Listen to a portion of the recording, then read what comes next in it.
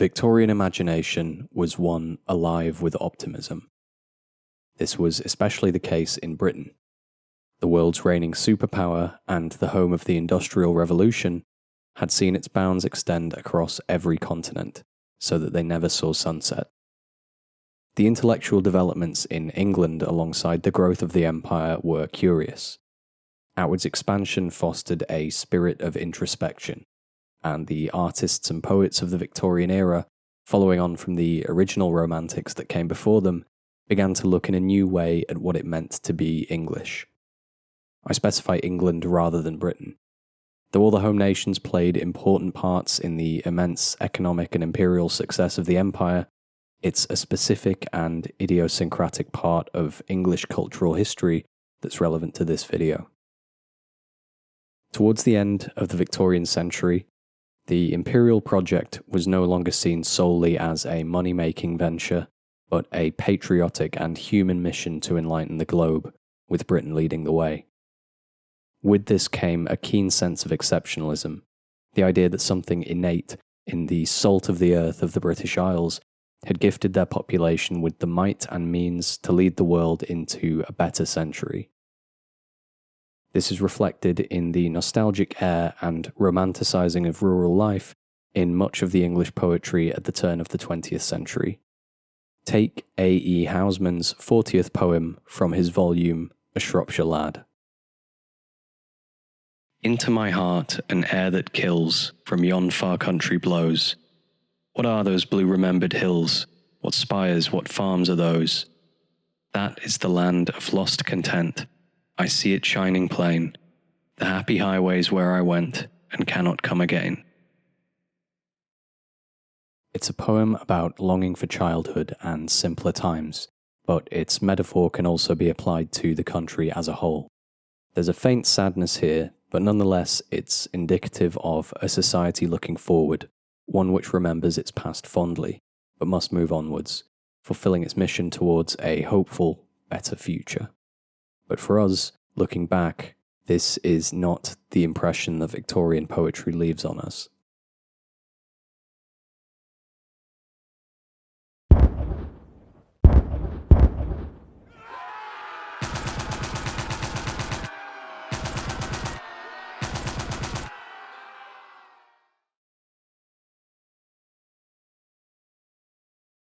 Queen Victoria might have died in 1901, but most modern historians agree that the Victorian era truly ended in 1914. The illusion, the great dream of the imperial project, was shattered. The fruits of the Victorian century were in the mud and the blood. The civilizing mission of European imperialism had resulted in the clashing of gargantuan power blocks against one another in a First World War. The very romantic, rural British youth that the Victorian poets had imagined was utterly decimated. Through this lens, their idealized portrayal of the past takes on a new meaning. The innocence of that time, the time before bombs and bullets and barbed wire and gas and tanks and planes had cut their bloody swathe across the fields of France, was lost, and the echo of its memory now only reminds us of the horrors that came afterwards. A more explicit Victorian celebration of the imperial project, seen through our eyes, knowing the horrors that would follow, now looks remarkably distasteful. Sir Henry Newbolt's poem, Vitae Lampada, or The Torch of Life in Latin, was published in 1897. Its opening verse depicts a game of school cricket on the lawn of Bristol's Clifton College on a summer evening. It's difficult to get more quintessentially English. There's a breathless hush in the close tonight, 10 to make and the match to win, a bumping pitch and a blinding light, an hour to play and the last man in. And it's not for the sake of a ribboned coat or the selfish hope of a season's fame, but his captain's hand on his shoulder smote. Play up, and play the game. This is setting the groundwork for the rest of the poem. It's emphasizing a crucial element of that Victorian English identity, that of fair play and sportsmanship. This is a legacy that even endures today. "That's not cricket" is a colloquial English expression for behaviour that is underhanded or unfair. The second verse, meanwhile, transports us across the globe. "The sand of the desert is sodden red, red with the wreck of a square that broke. The Gatlings jammed and the colonel dead, and the regiment blind with dust and smoke. The river of death has brimmed his banks, and England's far, and honour a name, but the voice of a schoolboy rallies the ranks. Play up, and play the game."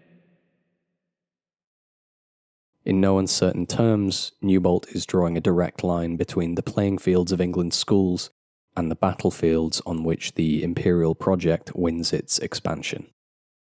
This is echoing a sentiment voiced by the Duke of Wellington decades earlier, that the Battle of Waterloo was won on the playing fields of Eton. "This is the word that year by year, while in her place the school is set, every one of her sons must hear, and none that hears it dare forget. This they all with joyful mind bear through life like a torch in flame, and falling fling to the host behind. Play up, and play the game." This last verse references the poem's title, before falling back on the refrain, play up, and play the game. This is wholly indicative of the detached Victorian attitude Newbolt takes to war and to empire building. It's a game, a joyful activity. The same spirit is attested in the hundreds of thousands of young men who rushed to enlist in the British Army in the autumn of 1914. Some as young as 13 or 14 lied about their age to accompany their friends and older brothers on a great adventure. The narrative perpetuated over the previous century of war and combat being a noble, honourable, symbolic pursuit was totally detached from any kind of reality of bloodshed. The only wars Britain had fought since the defeat of Napoleon 100 years prior were relatively small, localised colonial affairs. The largest by far was the Crimean War of the 1850s, but the effects of that limited intervention were isolated far from home. This all meant that by the time the fresh recruits had crossed the sea and found themselves facing Flanders fields, none could possibly have been prepared for some of the worst suffering ever endured in human conflict. A slightly more wistful view, more sad than irresponsible, can be taken on Edward Thomas's 1914 poem Adelstrop. Named after the quiet Gloucestershire village in which it takes place, the author recounts an idyllic day in the English countryside as his train makes an unscheduled stop at the station there. "Yes, I remember Adelstrop. The name, because one afternoon of heat the express train drew up there unwontedly. It was late June. The steam hissed. Someone cleared his throat. No one left and no one came on the bare platform. What I saw was Adelstrop, only the name. And willows, willow herb and grass, and meadow sweet and haycocks dry, no whit less still and lonely fair than the high cloudlets in the sky. For that minute, a blackbird sang close by, and round him, mistier, farther and farther, all the birds of Oxfordshire and Gloucestershire." There are not necessarily any deeper indications to take from the content of Adelstrop. It's simply a peaceful recollection of a beautiful day, at the end of an era of innocence. The silence, the peace and quiet that the poem evokes is notable though. The author, Edward Thomas, enlisted in the British Army in 1915. He became an artilleryman. A new term was coined during the First World War: drum fire. The firing of the guns was so constant that it was said to sound like the banging of a drum for hours and hours on end. Thomas's life at war could not have been more different to his sojourn at the station in quiet little Adelstrop.